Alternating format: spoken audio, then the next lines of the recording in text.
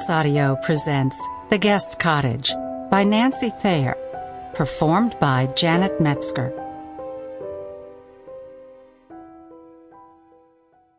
1. Outside her daughter's bedroom window, the apple tree was a cloud of white blossoms in the soft glow from the front porch light.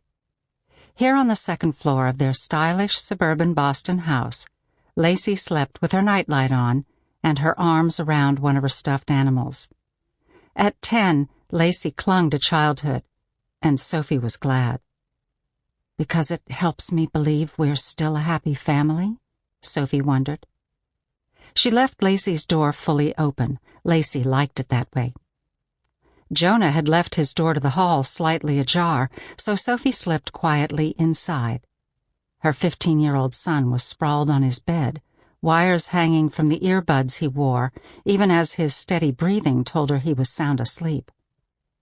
These children, she thought. This generation will all be deaf by 30. His backpack leaned against his desk. He would have done his homework and packed it up for tomorrow. Jonah was good that way. His computer screen was dark.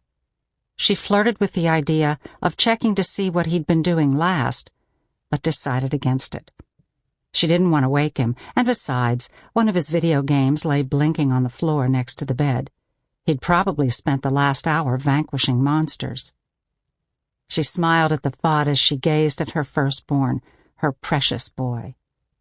He was growing up, growing away from her, often gaping at her as if he thought she was hopelessly out of her mind for suggesting he put on a sweater or take his rain gear. Jonah wore pajama bottoms and no top, his bony ribs pressed against his skin like staves of a boat. He ate constantly and gained inches, but the rosy plumpness of his childhood was gone. She wanted to lean over and kiss his forehead, but was afraid she'd wake him. Instead, she pulled a light blanket up over him.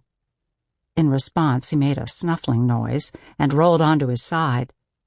She left the room, closing the door behind her.